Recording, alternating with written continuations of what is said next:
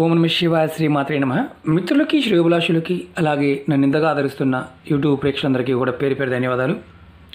మిత్రులారా, మీ అందరికీ కూడా పరాదేవత ఎల్లవేళలా మీతో ఉండి మీ మనోవంచలు నెరవేర్చాలని మనస్ఫూర్తిగా కోరుకుంటున్నాను.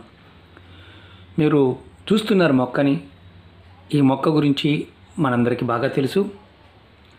ఈ మొక్క పువ్వులు అలాగే ఈ మొక్క ఆకులు సర్వాంగాలు అంటే ఈ మొక్కకు సంబంధించిన వేర్లు, కాడ, బెరడు, ఆకులు, పువ్వులు, గింజలు అన్నీ కూడా చాలా చాలా అద్భుతమైన ప్రయోగాలకు ఉపయోగిస్తూ ఉంటారు. మనం నిత్య జీవితంలో ఇది ఎప్పుడు మన ఇంటి దగ్గరలో ఉంటుంది, పంట కాలాల దగ్గర ఉంటుంది. ఇప్పుడు వానలు పడుతున్నాయి, మంచి సీజను, ఈ మొక్కలు బాగా వస్తాయి. పెద్ద పెద్ద చెట్లు అవుతాయి, చిన్న చిన్నవి కూడా ఉంటాయి. అంటే ఉండే వాతావరణ పరిస్థితి బట్టి బాగా పెరుగుతాయి. వీటిని ద్రోణి పుష్పాలు అంటారు, లేదా మన భాషలో తుమ్మి పువ్వులు అంటారు. తుమ్మ కాదు, తుమ్మి పువ్వుల చెట్టు అంటారు. ఈ పువ్వులతో మనం అంతకుముందు చాలా వీడియోలు చెప్పుకున్నాం. శివార్చన కోసం, లక్ష్మీ కటాక్షం కోసం ఈ పువ్వుల్ని ఎలా వాడుకోవాలో అంతకుముందు వీడియోలో కూడా తెలుసుకున్నాం.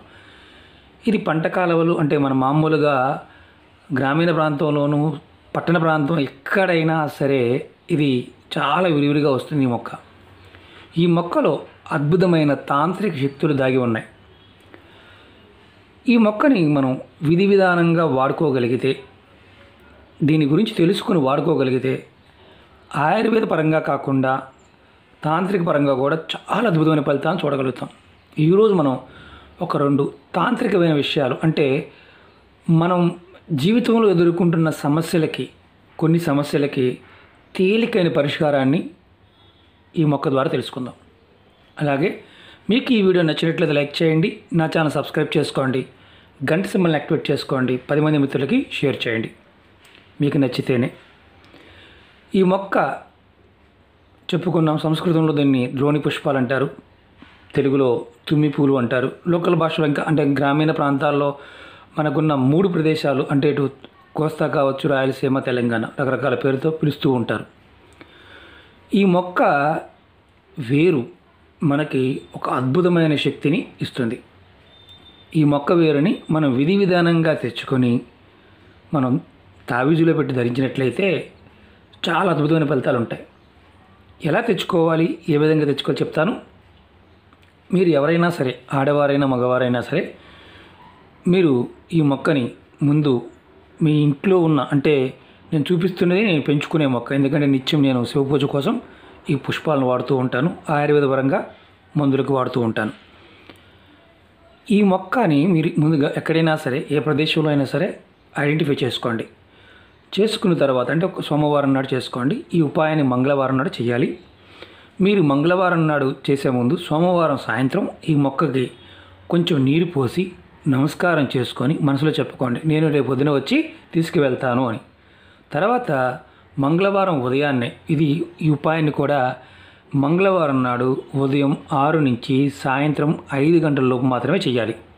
ఆ తర్వాత చేయకూడదు. ఈ చెట్టుని మీరు సోమవారం నాడు నిమంత్రణ చెప్పుకున్నారు, మంగళవారం నాడు ఈ చెట్టుని మీరు ఉదయాన్నే వెళ్ళి నమస్కారం చేసుకొని మీ కోరిక ఎలా చెప్పుకోవాలో చెప్తాను.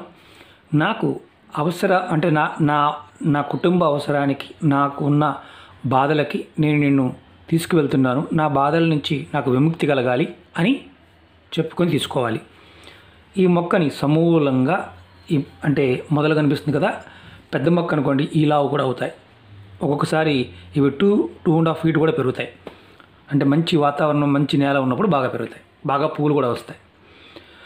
ఈ మొక్కని మీరు వేళ్ళతో సహా పీక్కురావాలి. తెచ్చుకొని ఏదైతే వేలు తెచ్చుకుంటారో ఆ వేళ్ళు చక్కగా కడిగి మీరు అదే రోజున పక్కన పెట్టుకోండి. మంగళవారం రోజున తీసుకొచ్చి పక్కన పెట్టుకొని మీరు ఏదైతే వేర్లు తెచ్చారో ఈ పైన ఉన్న మొక్క భాగాన్ని, ఈ భాగాన్ని తీసేసి ఆ వేరు భాగాన్ని పక్కన పెట్టుకున్నారు కదా, దానికి మీరు మీ ఇంట్లో ఏదైనా మామూలు తావీజైనా పర్వాలేదు, అంటే ఎలాంటి తావీజైనా పర్వాలేదు, చివరికి మీ దగ్గర మనకి మార్కెట్లో దొరుకుతుంటాయి, 2 రూపాయల తావీజులు దొరుకుతుంటాయి, అదైనా పర్వాలేదు, అలాంటి తావీజు ఏదన్నా ఉంటే పెట్టుకోండి.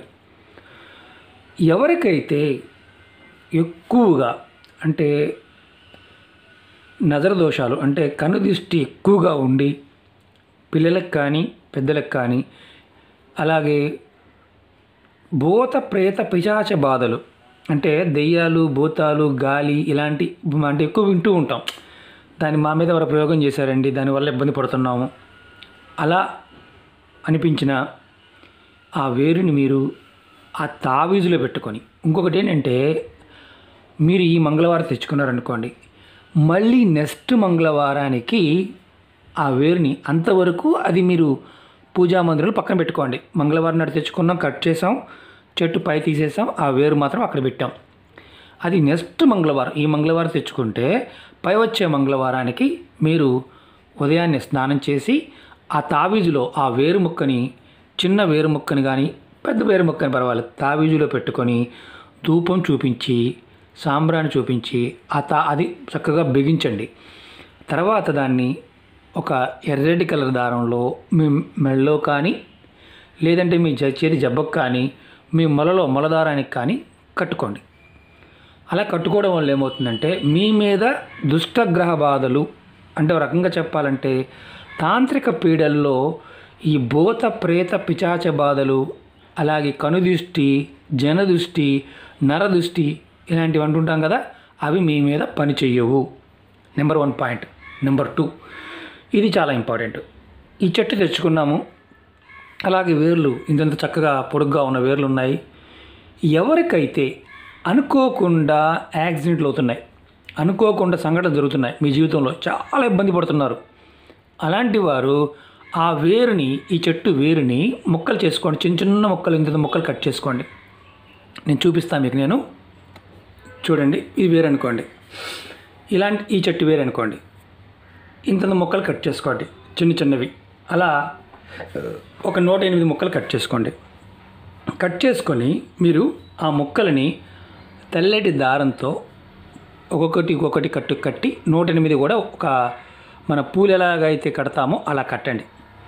కట్టుకొని ఎవరికైతే ఇబ్బంది పడుతున్నారో, అంటే అన్ఎక్స్పెక్టెడ్గా అనుకోకుండా చాలా ఇబ్బందులు, ఆర్థిక ఇబ్బందులు, మానసిక ఇబ్బందులు, శారీరక ఇబ్బందులు, అంటే ఏదో ఒక సమస్యతో ఎప్పుడు అంటే అనుకోకుండా సంఘటన జరుగుతున్న వారు ఎవరైనా సరే ఈ చెట్టు వేరు మాలని ధరించినట్లయితే వారికి అనుకోని సంఘటన జరగకుండా ఉంటాయి, వారికి రక్షణగా ఉంటుంది.